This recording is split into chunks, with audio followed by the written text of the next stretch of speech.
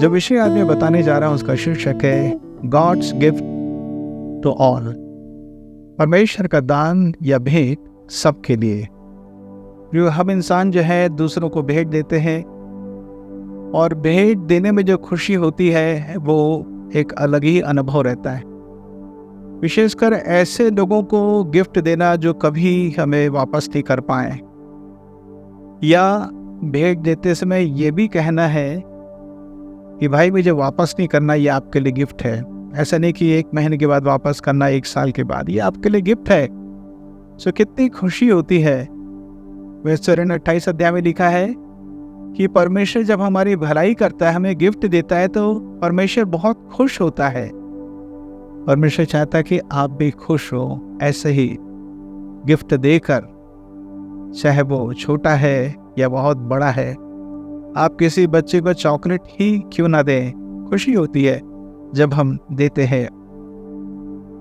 मैं ये बोलना चाहता हूँ कि जब हम दूसरे को देते हैं तो परमेश्वर के पास कितना ज़्यादा गिफ्ट होगा। हालेलुया। परमेश्वर के पास बहुत ढेर सारा गिफ्ट है आपके लिए।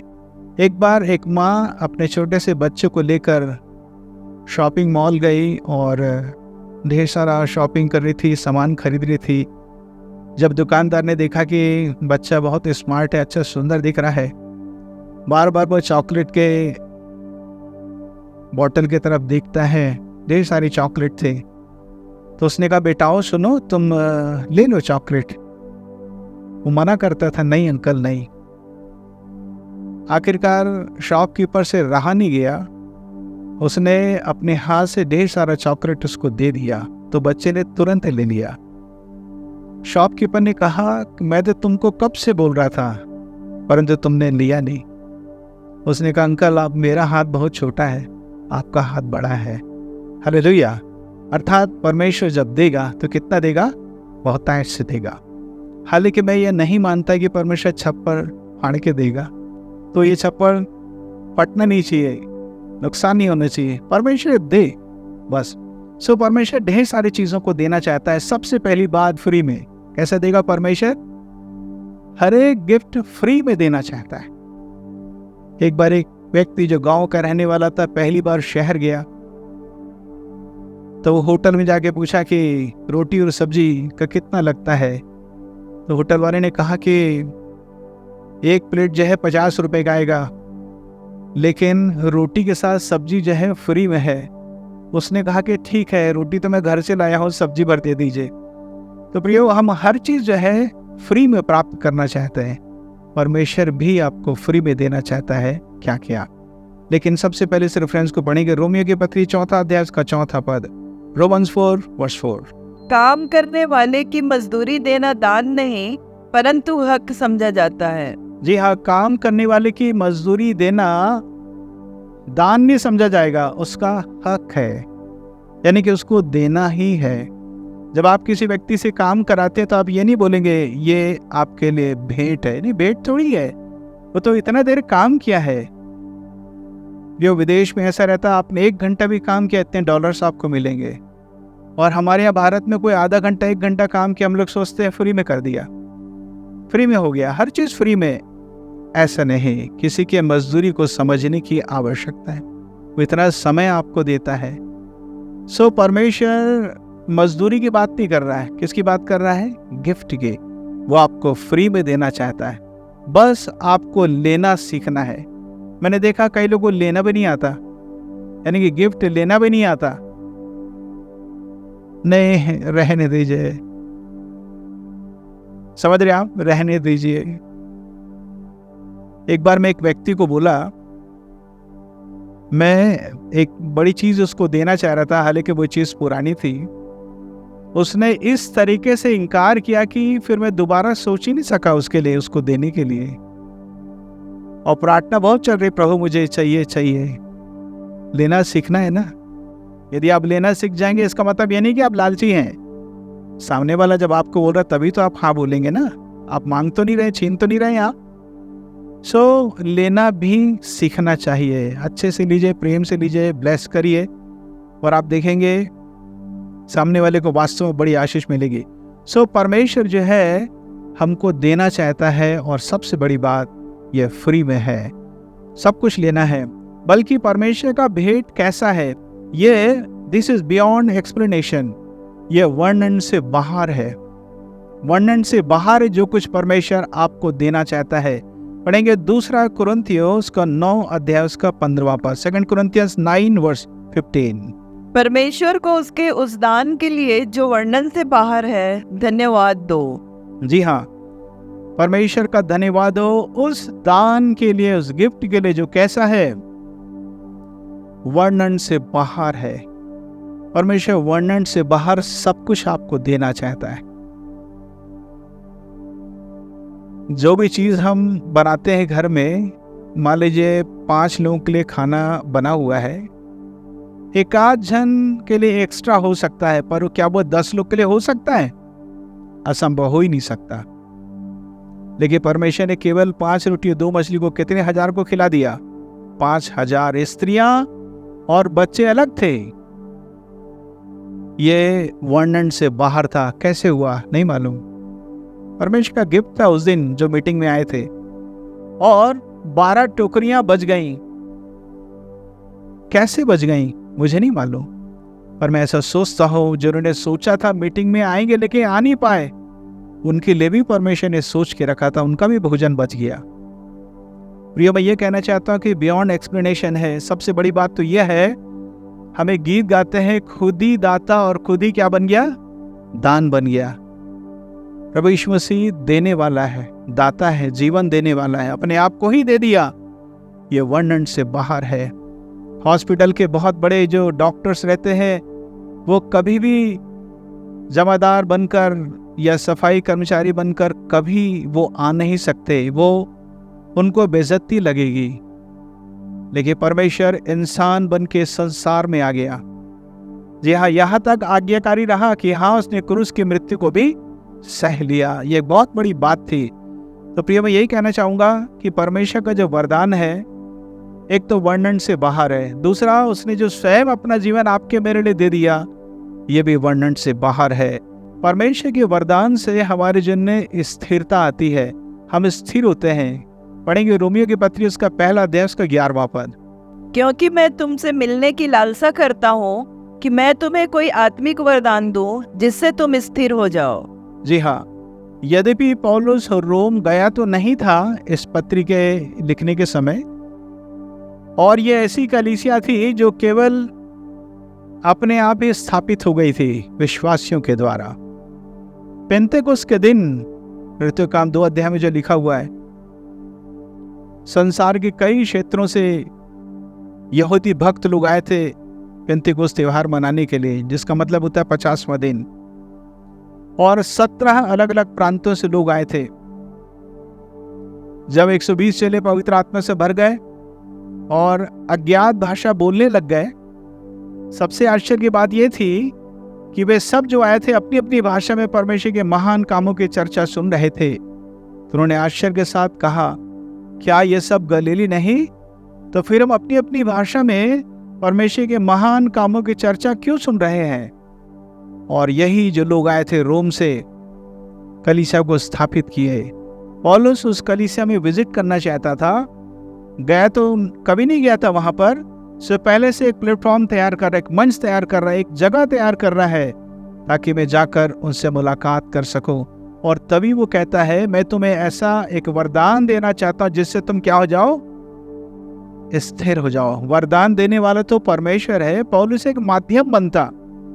कैसे वरदान मिल जाता है या अब तक मिला है लोगों को, ये हम आखिर में देखेंगे। मैं आपको ये बताना चाहता हूं कि वरदान से आप क्या हो सकते हैं? स्थिर हो सकते हैं। स्थिरता आपके जीवन में आ सकती है। आगे बढ़ेंगे।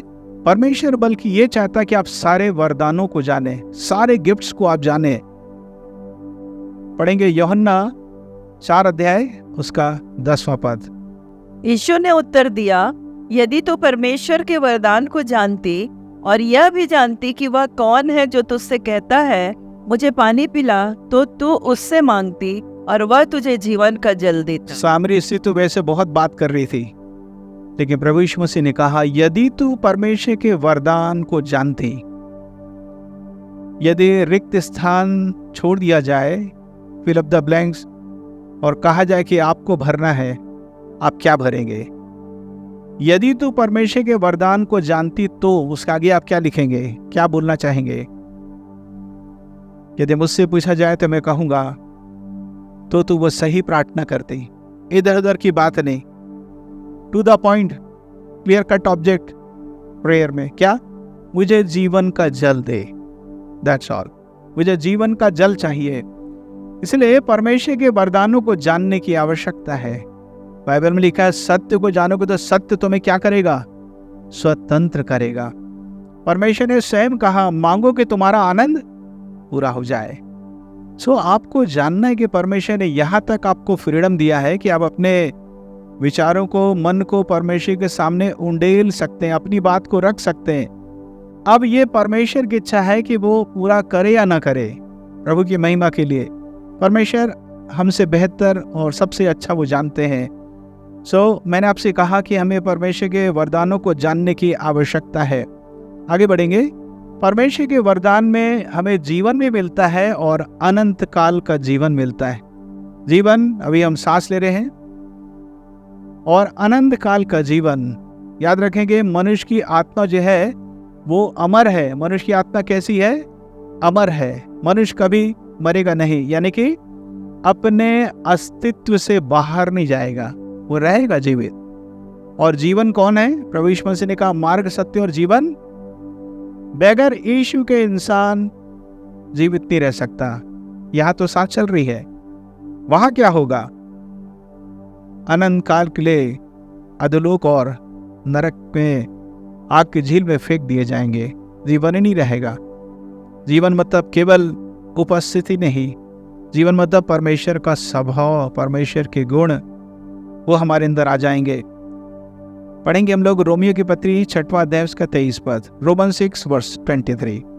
क्योंकि पाप की मजदूरी तो मृत्यु है, परंतु परमेश्वर का वरदान हमारे प्रभु मसीह यीशु में अनंत जीवन है। जी हाँ, क्योंकि पाप की मजदूरी तो मृत्यु है, परंतु परमेश्वर का वरदान हमारे प्रभु यीशु मसीह में अनंत जीवन है। इस वचन ने मेरे जीवन में काम किया था 1974 दिसंबर के लास्ट वीक में, जब रायपुर में जहाँ भाई राज जेकब रहते हैं वहाँ मकान नहीं था। वहाँ एक ही मकान था, फार्म हाउस था, और उस फार्म हाउस का नाम था अशोक मुर्गी पालन। और वो लोग पंजाबी थे, बहुत सुंदर दिखते थे वे लोग। उनके घर के सामने पूरा खाली जगह था। अभी तो रोड है वहाँ पर, रोड नहीं बल्कि नहर था वहाँ पर। और वहाँ पास सप्रू का जो चर्च था रायपुर में, वहाँ के जवानों ने मीटिंग की व्यवस्था किया था। और वहाँ प्रभु ने मुझसे बातचीत किया जब मैं 9th क्लास में था, और तब परमेश्वर ने मेरे जीवन को बदल दिया, और आज इतने साल हो गए। हालेलुया। सो प्रियो, परमेश्वर का वरदान है क्या चीज? जीवन। परमेश्वर फ्री में देना चाहता है उस जीवन को। उसी जीवन को हम में से हर एक को प्राप्त करने की आवश्यकता है। और क्या चीज हमें फ्री में मिलेगा?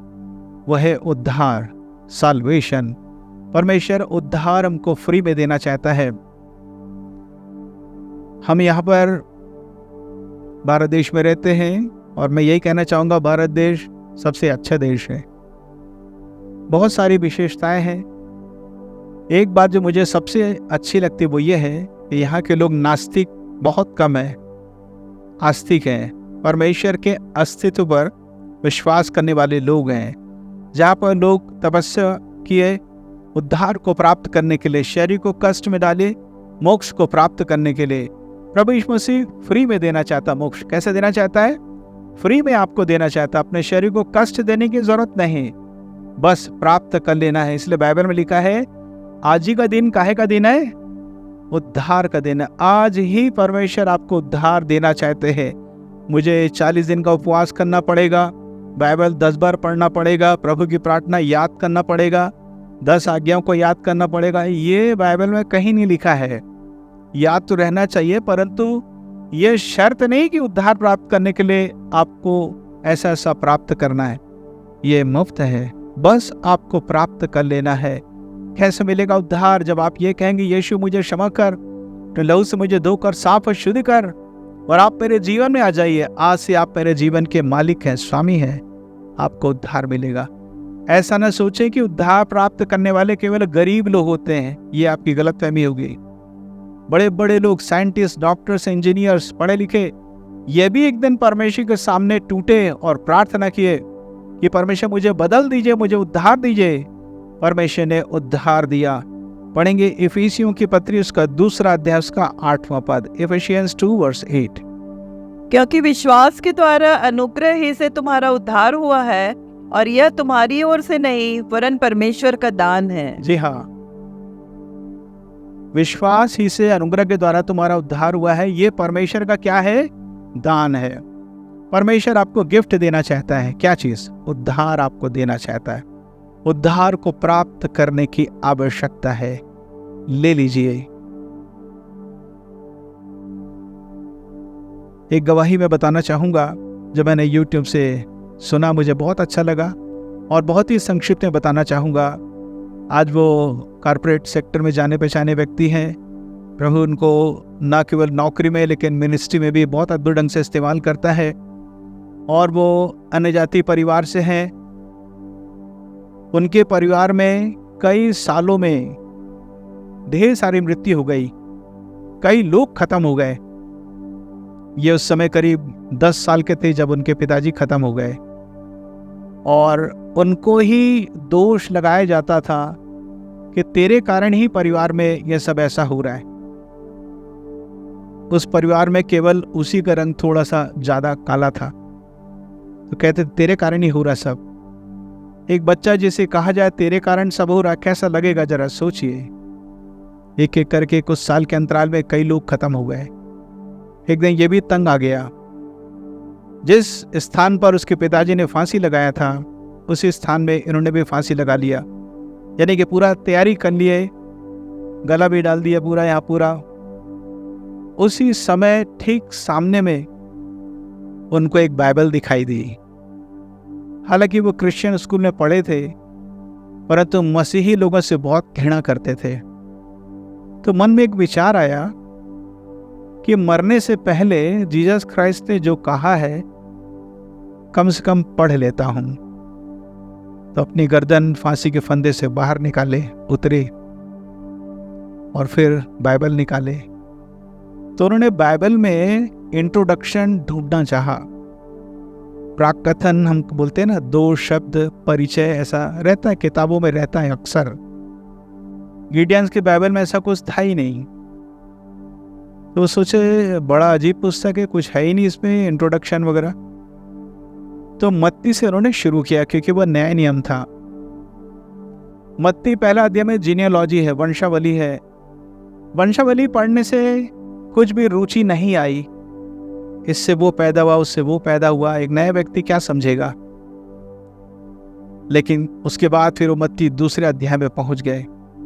पढ़ ही रहे थे, फिर अचानक एक जगह देखे, उसमें लिखा था गिडियन बाइबल में कि कौन से समय में क्या पढ़ना है आपकी सहायता के लिए। तो एक जगह ऐसा लिखा था, शांति प्राप्त करने के लिए क्या करें, आनंद प्राप्त करने के लिए क्या करें। तो वहां एक वचन लिखा था, यूहन्ना 14 अध्याय का 27 पद। वहां क्या लिखा है? मैं अपनी शांति तुम्हें दिए जाता हूं, जैसा संसार देता वैसा नहीं। बस इतना ही पढ़ना था। उनके जीवन में एक अद्भुत शांति आई, और धीरे धीरे हालांकि ढेर सारी बातों को सीखना पड़ा। उन्होंने अपने ढंग से प्रार्थना करके अपने जीवन को समर्पित किया। उन्होंने कहा, हे क्रिश्चियन के परमेश्वर, मैं अपना जीवन आपको देता हूँ। वास्तव में उन्होंने जीवन दिया। बाद में हकीकत, सच्चाई और भी ज़्यादा समझ में आई, और आज वो बहुत अच्छे प्रचारक भी हैं। हालेलुया।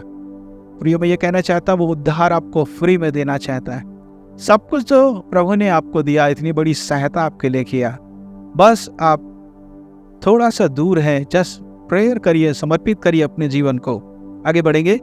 वह आपके पर अनुग्रह भी देना चाहता है। अनुग्रह भी क्या है?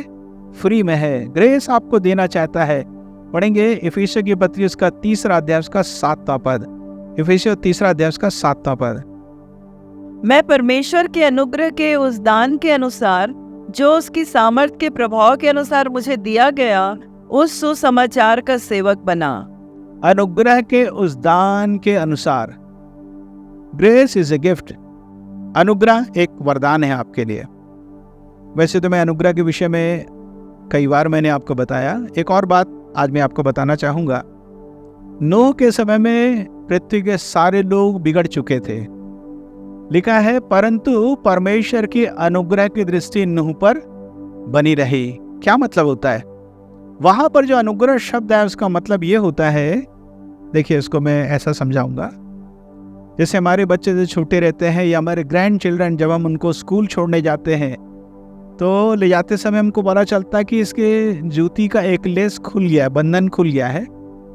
हम लोग इतने बड़े हैं, बच्चा इतना छोटा है। बच्चा इतना छोटा है तो हम लोग झुक के बैठते हैं, बंधन को बांधते हैं, अच्छे से सहायता करते हैं। एग्जैक्टली यही मतलब होता है अनुग्रह का मतलब। अपने आप को झुकाकर परमेश्वर आपकी सहायता करता है। हालेलुया। इब्रानी में बिल्कुल यही अर्थ होता है जो मैंने आपको बताया। अनुग्रह मतलब झुककर वह आपकी सहायता करने के लिए तैयार है। ये भी एक बहुत बड़ी भेंट है, दान है जो प्रभु आपको फ्री में देना चाहता है। आगे बढ़ेंगे। सुखी जीवन परमेश्वर आपको देना चाहता है। हर क्षेत्र में वो आपको बढ़ाना चाहता है।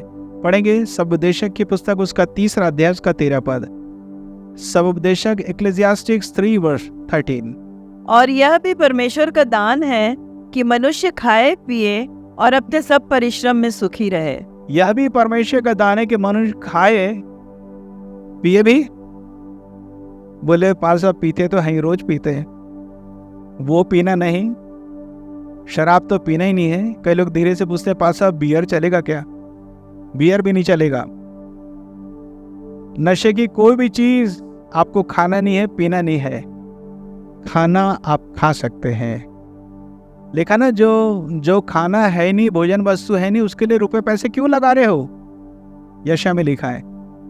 हर एक नशीले चीजों से बचने की जरूरत है। परमेश्वर आपको खाना दे रहा है, पीने के लिए पानी दे रहा है, जूस दे रहा है, सब कुछ तो दे रहा है ना प्रभु। हमारे घर में आज पानी आ रहा है, ये कितनी बड़ी बात है। मैं सोच रहा था आज सुबह ही, कई बार बोरिंग नहीं चलता है, लेकिन बोरिंग चल रहा है, पानी आ रहा है। ये भी एक अनुग्रह है प्रियो। एक ऐसा समय आएगा कि पानी के लिए युद्ध होगा। सब कुछ तो है, पानी भरना ही है। इसलिए तो कहाँ जाके खोज रहे पानी, चांद में जाके खोज रहे पानी है कि नहीं। तो प्रियो पानी कितना कीमती है, ये भी प्रभु ने आपको दिया है, फ्री में दिया है। 5:19 पढ़ेंगे। सबोपदेशक 5:19। वरन हर एक मनुष्य जिसे परमेश्वर ने धन संपत्ति दी हो और उनसे आनंद भोगने और उसमें से अपना भाग लेने और परिश्रम करते हुए आनंद करने की शक्ति भी दी। परमेश्वर ने धन संपत्ति दी है और आनंद भोगने के लिए उसमें से अपना भाग लेने। प्रियो जो पैसा परमेश्वर आपको देता है, क्या आप उसे अपने लिए खर्चा करते हैं? क्या आप अपने परिवार के लिए खर्चा करते हैं? कंजूस मत बनिए। पैसा जमा करना अच्छी बात है, लेकिन सीमा से बाहर जाके जमा ना करें। बहुत गरीबी में जीवन बिताएं और सोचेंगे कि उतने साल के बाद मेरे पास करोड़ों रुपए रहेगा। एक तरीके से ठीक है, बचत तो कर रहे हैं, लेकिन वर्तमान में आपने क्या किया? अच्छे से जीना चाहिए, अच्छे से रहना चाहिए। कई बार मैं लोगों को देखा कि वो 2-2 साल 3-3 साल कपड़ा नहीं खरीदते। आप त्याग करके कुछ बना रहे हैं तब की बात अलग है, परंतु परमेश्वर चाहता है कि आप अच्छे से रहें। एक खास चर्च वालों को मैंने देखा है, वो इतने अच्छे ढंग से तैयार होके आते हैं, मुझे बहुत अच्छा लगता है। लेकिन पेंटिकॉस्टल चर्च के लोग कैसे तैयार होके आते हैं? चलेगा कुछ भी पहन के आ गए, ऐसा नहीं। हम प्रभु की आराधना करने आए हैं। हालेलुया। उसको हर तरीके से देखना है, केवल एक ही तरीका नहीं। आत्मिक रीति से भी तैयार होके हम आते हैं, जो दूसरे चर्च के लोग बहुत कम ऐसा करते हैं। फिर बाहरी तरीके से भी, शारीरिक तरीके से भी हम तैयार होके आते हैं। अपना भाग हमें लेना है। अपने परिवार के लिए पैसों को खर्च करने की आवश्यकता है। परमेश्वर सब कुछ आपको दिया है, पैसों को बहुत अच्छे ढंग से आप खर्च करें, बचत भी करें। आगे नेक्स्ट पॉइंट हम देखेंगे। परमेश्वर आपको गिफ्ट में देना चाहता है, नींद भी देना चाहता है। परमेश्वर नींद भी आपको देना चाहता है। नींद परमेश्वर फ्री में देना चाहता है। लोग तो दवाई खा के सोते हैं, परमेश्वर फ्री में देता है। आदम की पसली में से जब प्रभु हवा बना रहा था तो क्लोरोफॉर्म से उंगा दिया गया? नहीं, नींद तो ऐसे ही दे देता है। चर्च में भी आपने देखा होगा कई लोग सो जाते हैं, फ्री में इतना ज्यादा मिल रहा है कि चर्च में ही सो गए। चर्च में सोना मना कहीं ना कहीं तो लिखना पड़ेगा।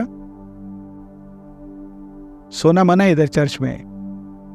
आप दर्शन देख सकते हैं लेकिन स्वप्न देखना मना है, यानी कि सोना ही नहीं है।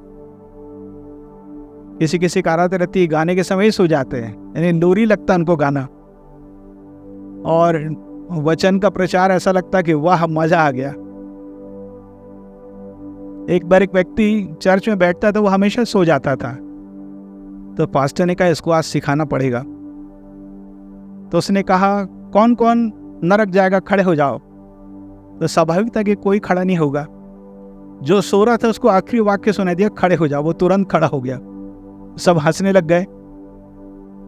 तो वो बहुत चालाक था, बोला पास साहब आप भी तो खड़े हो। पास्टर भी खड़ा ही था। तो भी हो, मैं जानता हूँ कि कई लोग के नाइट ड्यूटी रहती, बहुत थके रहते हैं, स्वाभाविक है नींद लग ही जाती है, लेकिन आप सोएं, सही स्थान में सोएं। सबसे अच्छा घर में सोएं, गाड़ी चलाते समय भी ना सोएं, आप खतरे में पड़ेंगे। सो परमेश्वर फ्री में देता। पढ़ेंगे 127 का 2, भजन 127 का 2।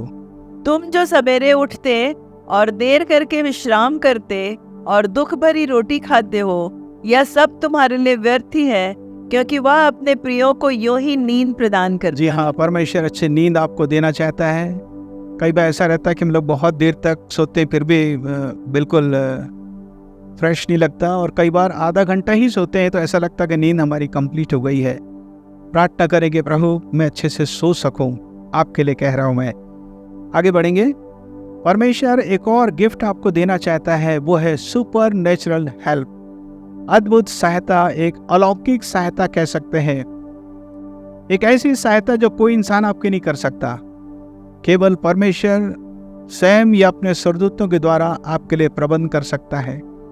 पतरस जब जेल में था, कौन छुड़ा के लाया? जेलर से पहचान थी, मंत्री से पहचान थी? नहीं, परमेश्वर ने स्वर्गदूत को भेजा और स्वर्गदूत उसे जेल से छुड़ाकर लेकर आ गए। तो क्या कहेंगे? अद्भुत सहायता। खैर एक उदाहरण हम पढ़ेंगे, दूसरा इतिहास 26 का 15। राजा उजिया के बारे में यहाँ पे लिखा है कि प्रभु ने इसको बहुत बढ़ाया। क्या शब्द लिखा है, पढ़ेंगे। फिर उसने यरूशलेम में गुम्मटों और कंगूरों पर रखने को चतुर पुरुषों के निकाले हुए यंत्र भी बनवाए, जिनके द्वारा तीर और बड़े बड़े पत्थर फेंके जाते थे। उसकी कीर्ति दूर दूर तक फैल गई, क्योंकि उसे अद्भुत सहायता यहाँ तक मिली कि वह सामर्थी हो गया। उसे अद्भुत सहायता यहाँ तक मिली कि वह क्या हो गया? सामर्थी हो गया। युद्ध के हथियार नए नए बनाए गए। इतना बुद्धि ज्ञान परमेश्वर ने उसको दिया। क्या वो अद्भुत सहायता आपको भी चाहिए?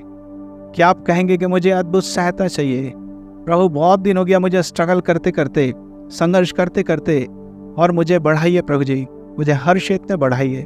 मैं जो काम करता उस पर सफल नहीं हो पा रहा हूँ, जितना मुझे पेमेंट मिलता उससे घर चल नहीं पा रहा है। मुझे यहाँ से बाहर निकालिए, उस परिस्थिति से बाहर निकालिए, मुझे बढ़ाइए।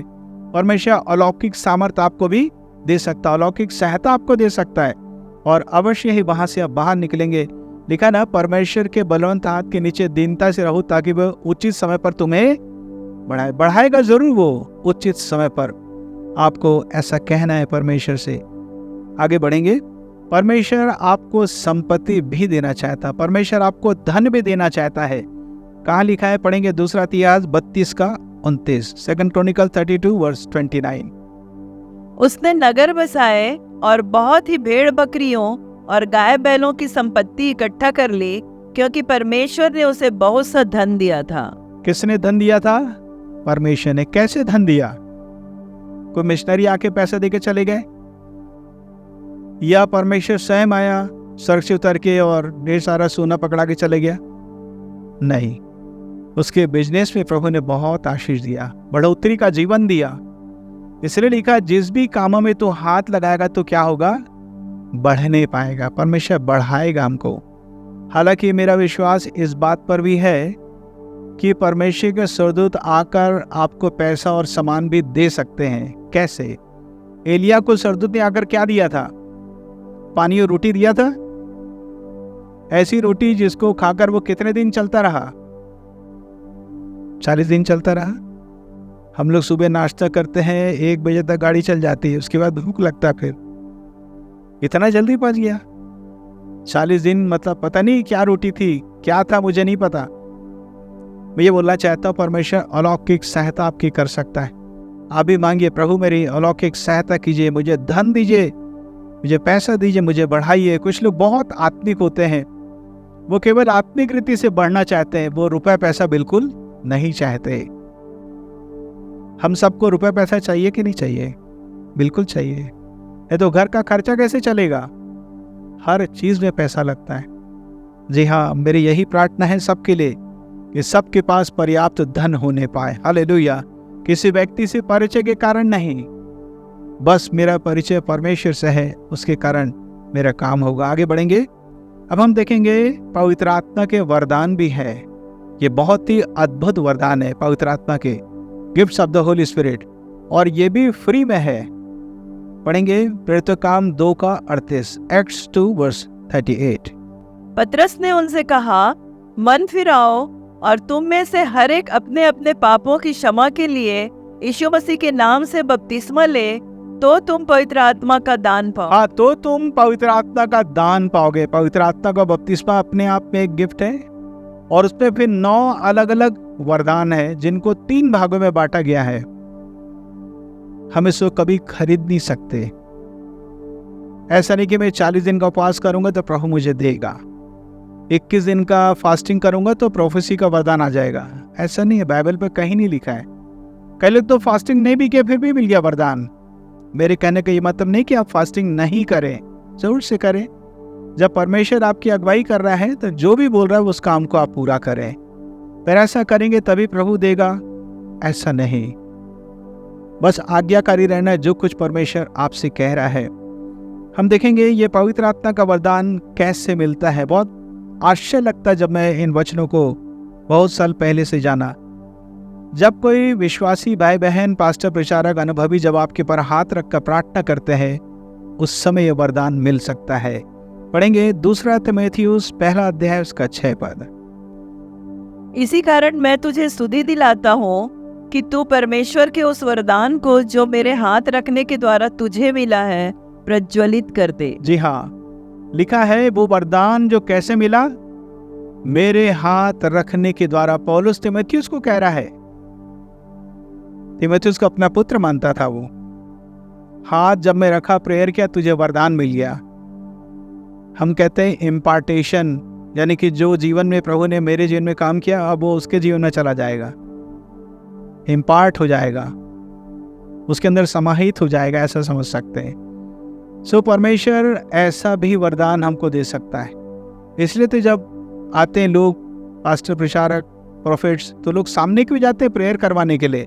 एक कारण ये भी रहता है कि वह हाथ रखकर प्रार्थना करे तो वो वरदान मेरे जीवन में भी काम करना प्रारंभ कर दे। दूसरा, प्रोफेसी के द्वारा ये वरदान हमें मिल जाते हैं। जब कोई हमारे लिए प्रोफेसी करता है, भविष्यवाणी करता है, तो ये वरदान हमको मिल जाते हैं।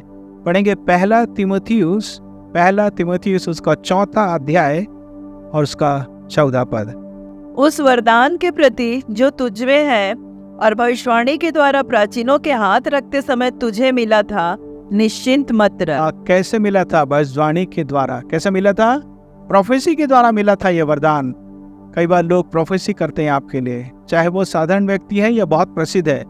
प्रोफेसी तो परमेश्वर की ओर से जब मिलती है, किसी के द्वारा मिले वो बड़ी बात नहीं है, परंतु आपके लिए है, आपको उसे ले लेने की जरूरत है। जब आप उसे ले लेते हैं आपको बड़ी आशीष मिलती है। सो मैंने आपसे कहा पवित्र आत्मा का वरदान प्रोफेसी के द्वारा भी मिल सकता है।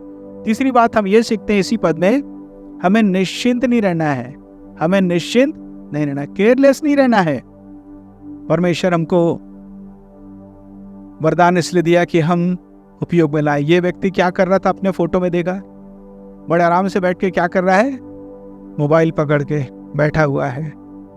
बोलते हैं ना, रात में भी वही वाला बुक खोलते हैं, दिन में भी वही वाला बुक खोलते हैं। कौन सा बुक? फेसबुक। एक बार एक माँ से अपना उसका बेटा पूछ रहा था, माँ टीचर मेरे को बोले हैं कि बर्थ मार्क दिखाओ, एक ऐसा चिन्ह बर्थ मार्क रहता है ना जन्म का। तो माँ बोली बेटा तो टीचर को बोल देना हाथ में मोबाइल, वही मार्क है। ये रात दिन मोबाइल ही पकड़े रहते हैं हम लोग। तो प्रियो, निश्चिंत न रहें, जो कुछ आपको मिला है आप उसे लगा दें। देखिए, हम एकदम से बहुत बड़े प्रॉफिट नहीं बन जाएंगे, धीरे धीरे सीखते हैं। मैं तो पास्टर हूँ, बाइबल टीचर हूँ, मुझे प्रोफेसी करना आता ही नहीं। इसका मतलब ये नहीं कि प्रभु ने मुझे बताया ही नहीं दूसरों के लिए, प्रभु ने मुझे बताया दूसरों के लिए। कई बार 1 लाइन 2 लाइन 3 लाइन मैंने सीखा। जो नल का पानी आता है, यदि शुरू का पानी आपने नहीं लिया तो बाद का भी पानी आप ले सकते हैं क्या? नहीं ले सकते। प्रभु ने मुझे ये सिखाया, जब तक मैं वो 2 या 3 लाइन जो प्रभु मुझे बता रहा है दूसरों के लिए ना कहूँ तो बाद का भी रेवलेशन कैसे मिलेगा? मुझे थोड़े में ही ईमानदार रहना है। इसलिए जो कुछ प्रभु मुझे बताता मैं लोगों को बता देता हूँ, और मैं यही कहना चाहता हूँ वो सही रहता है। हालेलुया, सही रहता है क्योंकि परमेश्वर मुझे बता रहा है। वैसे ही शायद आपके साथ भी होता होगा। प्रभु जो कुछ आपको बताता है आपको अच्छे से समझना है कि ये परमेश्वर की ओर से है। यदि वहां गलती किए तो आगे तक गलती होती चली जाएगी। सो जो वरदान प्रभु ने आपको दिया है आपको इस्तेमाल करने की जरूरत है।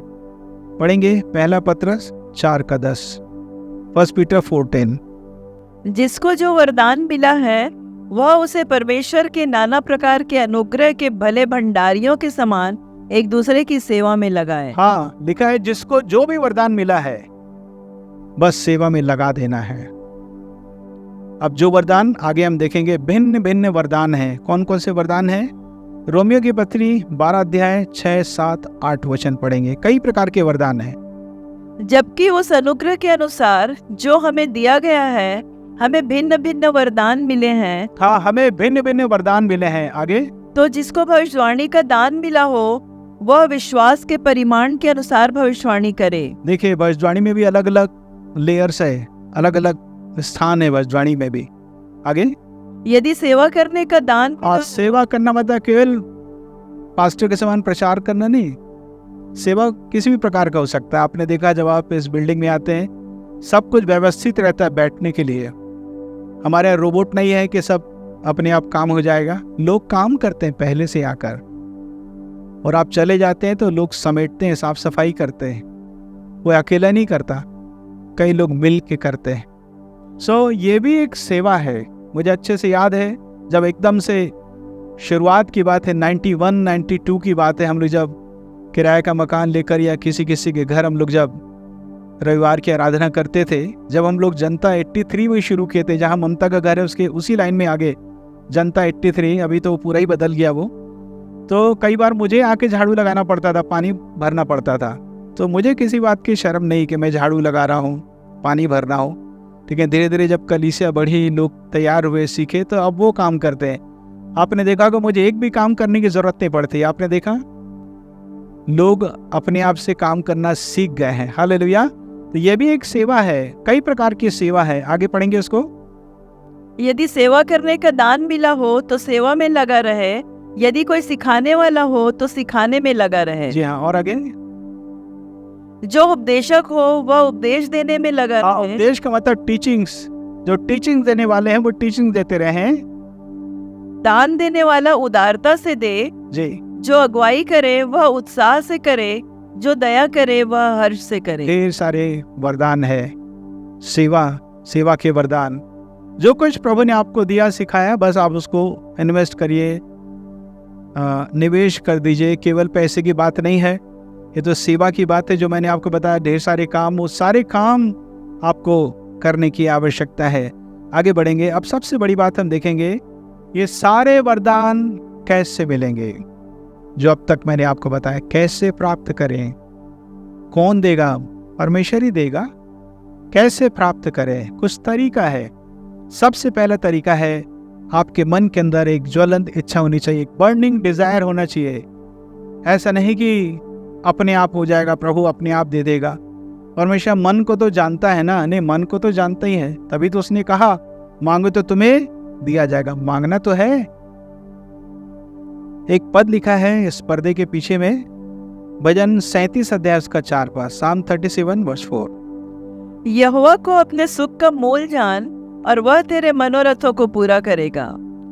लिखा यहोवा को अपने सुख का मोल जान तो वह तेरे मन की इच्छाओं को पूरा करेगा, इंग्लिश बाइबल में लिखा है। सो मन में इच्छाएं रहती हैं, हम ये ऐसा ऐसा चाहते हैं। परमेश्वर आपके हर एक इच्छाओं को जो उसकी महिमा के लिए है वो जरूर से पूरा करेगा। आपको क्या करना है? रखना है, प्रभु मैं ये चाहता हूँ। और मैंने अक्सर सुना है जो भी इच्छाएं रहती परमेश्वर क्या करता है, उसे पूरा करता है। क्योंकि परमेश्वर को बड़ी खुशी होती है, वो सब कुछ आपको भरपूरी से देना चाहता है। आप रखें तो सही प्रार्थना में। दूसरी बात, हमें पश्चाताप करने की आवश्यकता, मन फिराव की आवश्यकता है, ताकि परमेश्वर हमें वरदान दे सके। आप देख रहे हैं यहाँ पर निनवे का राजा है और पूरी प्रजा है। योना ने कहा था प्रभु के द्वारा कि 40 दिन के बाद यह नगर उलट दिया जाएगा, यानी कि पूरा नगर नाश हो जाएगा।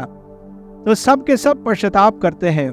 जब परमेश्वर ने देखा कि वो कुमार्ग से फिर रहे हैं तो परमेश्वर ने उनको सजा नहीं दिया, तो क्या दिया? जीवन दिया। परमेश्वर ने क्या दिया? जीवन दिया। तो जीवन एक वरदान है ना, हम जी रहे हैं संसार में, एक वरदान है। सो परमेश्वर ने उनको बचाया, उनको नाश नहीं किया। प्रिय, मैं कहना चाहूँगा हम मन फिराकर अपना संबंध प्रभु के साथ ठीक करके भी हम, ये भी तरीका है वरदान को प्राप्त करने का। तीसरी बात, हमें विश्वास के द्वारा इस वरदान को प्राप्त करना है।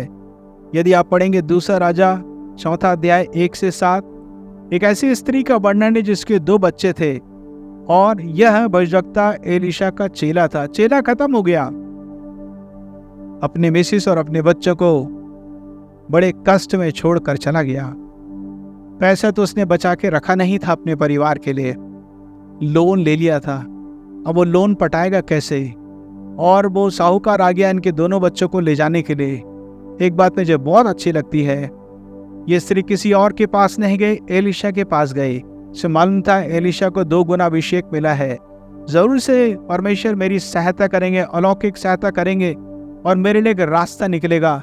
एलीशा ने बता दिया ऐसा ऐसा करना है, और वो ये था कि सबसे तो कैसा बर्तन मांग के लाना? खाली बर्तन। उसने ये नहीं कहा कि एक एक पाव सबसे मांग के लेके आना और रात में गांव छोड़ के भाग जाना, ऐसा कहा नहीं, खाली लाना बर्तन।